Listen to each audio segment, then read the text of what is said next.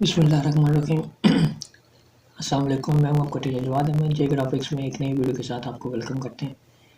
आज की वीडियो हमारी सेकंड ईयर के स्टूडेंट्स के लिए, जो सेकंड ईयर के स्टूडेंट्स हमारी वीडियोस को देखते हैं, आज उनके लिए मेरे लेक्चर लेकर आए, लेक्चर नंबर 7। जो लास्ट हमारा लेक्चर था उसमें हमने देखा था कि हमने सीखा कि जो डेटाबेस होता है DBMS, उसके डिसएडवांटेजेस क्या क्या होते हैं। यानी इस चीज़ को हमने क्लियरली और डिटेल के साथ देखा था कि इसके डिसएडवांटेजेस क्या क्या हो सकते हैं, यानी कि इसके नुकसानात क्या हो सकते हैं, DBMS के क्या नुकसानात। फिर उसके बाद आज जो हमारा टॉपिक है वो है फीचर्स ऑफ DBMS, यानी कि DBMS की खसूसियात। ठीक है जी, ये आज के इस लेक्चर में देखना है हमने।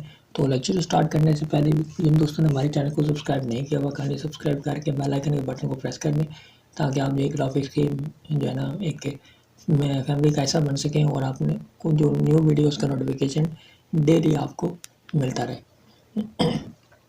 करते हैं अपनी आज की वीडियो को start. Features of DBMS। DB data dictionary. Some database have a data dictionary, procedures, document or disk file that store the data definitions or its description of the structure of the data used in the database. Data dictionary का मतलब होता है कि कुछ ऐसे database होते हैं जो अपने अंदर फाइल की तमाम डिस्क्रिप्शन और उसकी डेफिनेशन भी स्टोर करते हैं। ठीक है जी, डिक्शनरी मतलब इससे डिक्शनरी से मुराद ये चीज़ लिया गया कि कोई ऐसे डाटाबेस भी होते हैं जो अपने अंदर जब यानी डाटा तो सेव करते ही हैं। ठीक है, जो डाटा आपने उसको एंटर किया, साइन किया, वो तो सेव करते ही करते हैं, लेकिन वो क्या उसके साथ साथ उस डाटा की डेफिनेशंस यानी उसकी तारीफ और ए डिस्क्रिप्शन या उसकी जो थोड़ी सी डिस्क्रिप्शन होती है, ब्रीफ डिस्क्रिप्शन होती है, वो भी अपने अंदर अपने साथ सेव करते हैं। The data dictionary may monitor the data being entered to take it, ensure it confirm that the data definitions rules.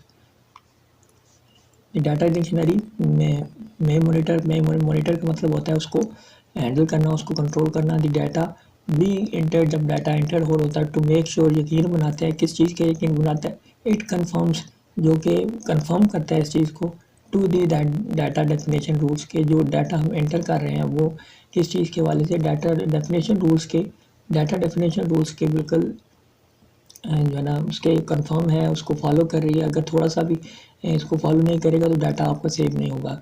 जो यानी डिक्शनरी क्या है, वो एक ऐसी चीज़ है, डाटा डिक्शनरी डाटाबेस में एक ऐसी चीज़ है कि जो कि मेक श्योर करती है कि जो डाटा आप एंटर कर रहे हैं क्या वो डाटा डेफिनेशन रूल्स के मुताबिक है या नहीं, कि इस चीज़ को मॉनिटर करती है। जैसे कि file names, field sizes, data types etcetera. यानी जो आपने फिर डाटा टाइप्स दिए फिर उसमें से फाइल नेम्स, या अगर आपने फाइल नेम लिखा है और आपने फिर फाइल नेम नहीं दिया, फाइल नेम का आपने कॉलम बनाया है, एक जगह बनाई, यानी नेम, फादर नेम, ऐसे कर लेते हैं, name, father name, address and so on. एक स्टूडेंट का जो डाटा होता है, अगर आपने नेम लिखा है लेकिन आपने फादर नेम नहीं लिखा, आपने भूल गए या आपने नहीं लिखा, तो इसका मतलब है कि आपने एक जो डाटा डेफिनेशन है उसको क्या किया, आपने इसको छोड़ दिए। जैसे ही आप उसको सेव करने की कोशिश करेंगे वो आपका सेव नहीं होगा, वो आपको बताएगा कि आपने यहाँ से ये पॉइंट है ये आपने मिस कर दिए, इस पॉइंट को भी आप क्लियर करें। It may be used for data access authorization for the database user, जो कि शायद जो वो हो सकता है कि इसमें यूज़ हो कि आप जो यूज़र होते हैं वो आराम से डाटाबेस को ऑथराइज कर सकते हैं, एक्सेस कर सकते हैं। यानी जिन लोगों को आपने एक्सेस दी हुई होती है कि आप हमारे डाटाबेस को इस्तेमाल कर सकते हैं, उनके लिए ये आसानी पैदा करती है। उसके बाद है utilities. The DBMS utilities are software program that are used to maintain the database by manipulating the data.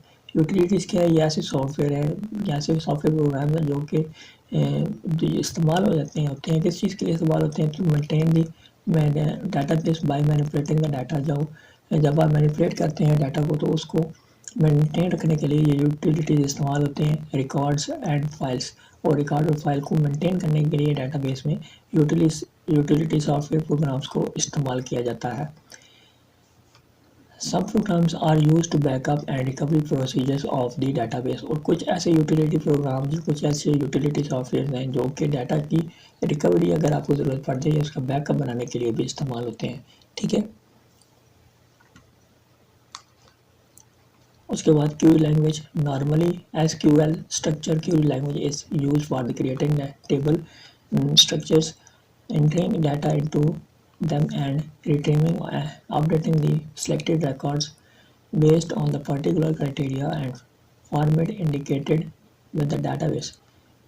कि जो कंप्यूटर की लैंग्वेज होती है, क्यूरी लैंग्वेज होती है, उससे SQL कहते हैं। SQL यानी स्ट्रक्चर्ड क्यूरी लैंग्वेज। ये वो लैंग्वेज है जो कि डाटा के अंदर जब आप कोई चीज़ इंटर कर रहे होते हैं, स्ट्रक्चर बना रहे होते हैं या उसको एंटरिंग डाटा इनटू देम, और उसमें जब स्ट्रक्चर बन जाता है फिर उसमें स्ट्रक्चर के अंदर डाटा को एंटर कर रहे होते हैं, रिट्रीव कर रहे होते हैं या अपडेट कर रहे होते हैं। द सिलेक्टेड कार्ड यानी जो आपने रिकॉर्ड को सिलेक्ट किया है, या तो उसको आप रिट्रीव कर रहे हैं यानी उसको जो है ना रिकवर कर रहे हैं या अपडेट कर रहे हैं based on the particular criteria, जो कि एक मुकम्मल एक ख़ास तौर पर एक जो क्राइटेरिया होता है उस पर डिपेंड करता है, उस पर बेस करता है। फॉर्मेट इंडिकेटेड, जो आपने फॉर्मेट बनाया है उस पर विद इन दी डाटाबेस के अंदर, ठीक है। यानी डाटाबेस के अंदर SQL एक ऐसी लैंग्वेज है, ठीक है, जो अब जब आपको स्ट्रक्चर क्रिएट कर रहे होते हैं या आप किसी स्ट्रक्चर में अपने डाटा को इंटर करते हुए रिट्रीव कर रहे होते हैं या उसको अपडेट कर रहे होते हैं, जो कि एक ख़ास क्राइटेरिया पर या और एक ख़ास फॉर्मेट पर क्या होता है डिपेंड होता है, उसे SQL कहते हैं।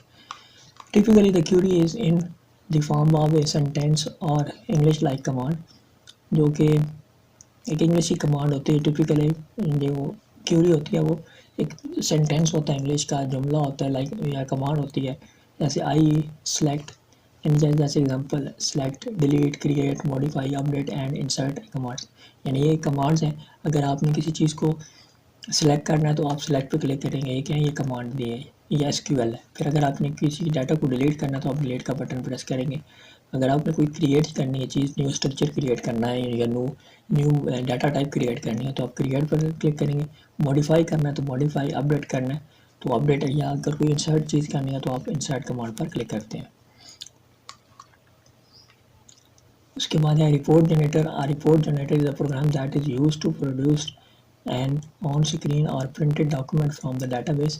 कि ये प्रिंट एक रिपोर्ट जनरेटर प्रोग्राम क्या है कि ऑन स्क्रीन प्रिंटेड डॉक्यूमेंट को इस्तेमाल किया जाता है डाटाबेस में बनाने के लिए। यानी डाटाबेस में रिपोर्ट जनरेटर एक ऐसा प्रोग्राम है जो कि ऑन स्क्रीन प्रिंटेड या on produce on screen or printed document in the database, जो कि डाटाबेस में डॉक्यूमेंट को प्रिंट करने के लिए इस्तेमाल होता है। रिपोर्ट जनरेटर एक ऐसा प्रोग्राम है। The report format can be specified in advance. जैसे कि जो रिपोर्ट फॉर्मेट होता है उसका जो आप फॉर्मेट चाहते हैं कि पहले चीज़ क्या है, पहले नेम आए, फिर फादर नेम आए, फिर एड्रेस आए, फिर फ़ोन नंबर एंड फिर office and all that information.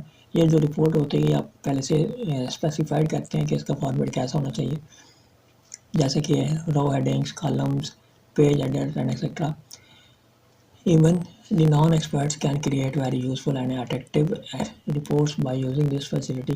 हालांकि इसका ये एक फ़ायदा है कि जो नॉन एक्सपर्ट्स होते हैं, जिनको इतना इस्तेमाल करने का नहीं पता होता, लेकिन वो भी फिर भी थोड़ी सी अगर आप समझ बुझ रखते हैं डाटाबेस को चलाने की, तो आप इजीली और यूज़फुल और अट्रैक्टिव यानी पुरकशिश आप रिपोर्ट बना सकते हैं इस फैसिलिटी को यूज़ करते हुए।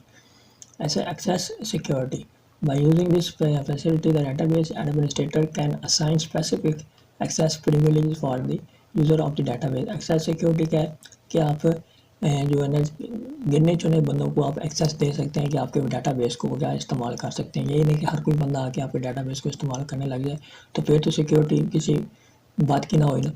तो सिक्योरिटी का मतलब ये है कि आप आसानी से अपनी मर्ज़ी से जिन लोगों का आप एक्सेस करना चाहते हैं, यानी जो चाहते हैं आप जो चाहते हैं कि ये बंदा हमारे डाटाबेस को इस्तेमाल करे, बाकी कोई भी बंदा ना करे, तो आप उसको क्या करते हैं, एक्सेस देते हैं। इसे एक्सेस सिक्योरिटी कहते हैं।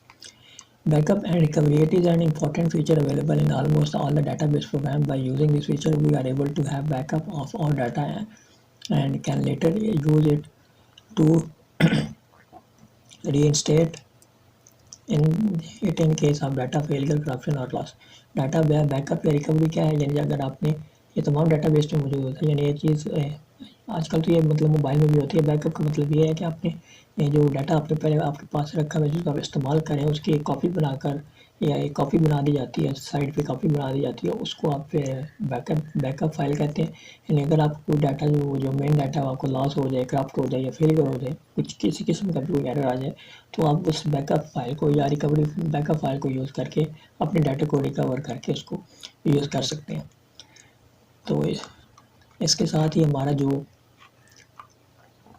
सेकंड ईयर की पहला चैप्टर है वो हमारा क्लियर हो चुका है। आज हमारा ये लास्ट टॉपिक था।